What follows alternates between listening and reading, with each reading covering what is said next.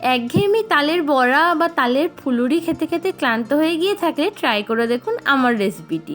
নমস্কার বন্ধুরা, zero oil পরিবারে আপনাদেরকে স্বাগত জানাই।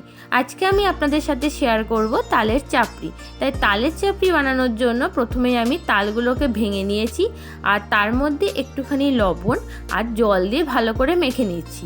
তার ফলে খুব সহজেই কিন্তু এই তালের আটি থেকে তালের শাঁস বা তাল মাড়ি যেটাকে বলা হয় সেটা খুব সহজেই বার করা যাবে। এবার আমি তালেরটাকে ঘষে নিয়ে তালের মাড়িটা বার করে নিই। আপনারা কে কীভাবে তালের মাড়ি বার করেন অবশ্যই কিন্তু আমার সাথে কমেন্টে শেয়ার করতে ভুলবেন না। আমার তালের মাড়ি পুরোটাই বার করা হয়ে গেছে। এবার মিশ্রণটা বানাবো। নিয়ে নিচ্ছি তালের মাড়ি আর চালের গুঁড়ি, নিয়ে নিচ্ছি গুড় আর নিচ্ছি লবণ আর সাথে নিচ্ছি মৌরি। প্রথমেই আমি করছি তালের মাড়িটা নেব। তার জন্য যে চালটা পরিমাণে আমি আতপ চাল গুঁড়ো করেছি তাতে প্রথমে দিলাম পরিমাণ মতো লবণ, আর দিচ্ছি মৌরি, আর দেবো প্রয়োজন মতন গুড়, অর্থাৎ পরিমাণ মতন গুড়।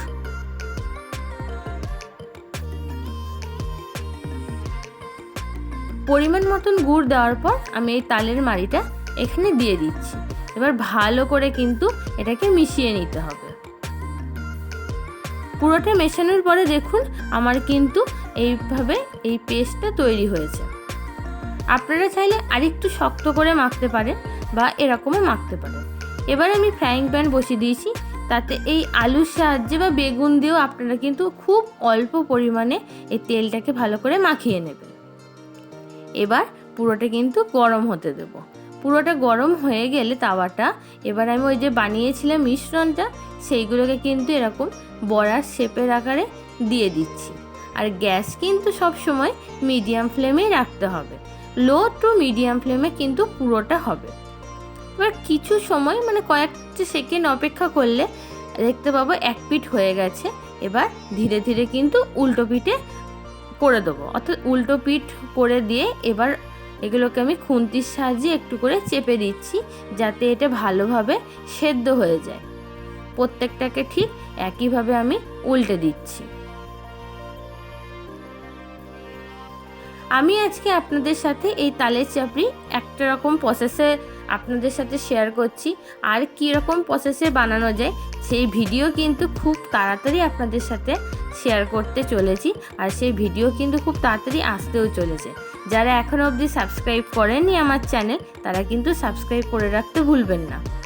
এবার উল্টো পিঠটা যে উল্টে দিয়েছিলাম সেটাও আমার হয়ে গেছে।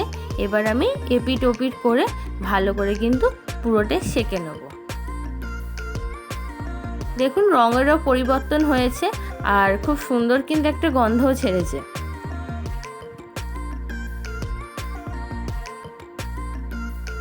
মিডিয়াম টু লো ফ্লেমে এই যে এক পিঠ ভাজা হয়ে গেছে, এবার কিন্তু ফ্লেমটাকে লো ফ্লেমে নয় একবারেই লো ফ্লেমে করে দিতে হবে।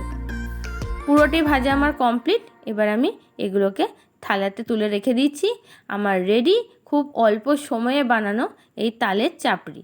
আপনারা অবশ্যই বাড়িতে ট্রাই করুন আর অবশ্যই কিন্তু তার সাথে কমেন্টে জানাতে ভুলবেন না এই তালের চাপড়ি খেতে কেমন হয়েছে। আর আমি তেল ছাড়া বিভিন্ন রকম রান্নার রেসিপি আমার চ্যানেলে শেয়ার করে থাকি। আপনারা যারা যারা এখনও সাবস্ক্রাইব করেনি অবশ্যই কিন্তু সাবস্ক্রাইব করে আমার পাশে থাকুন।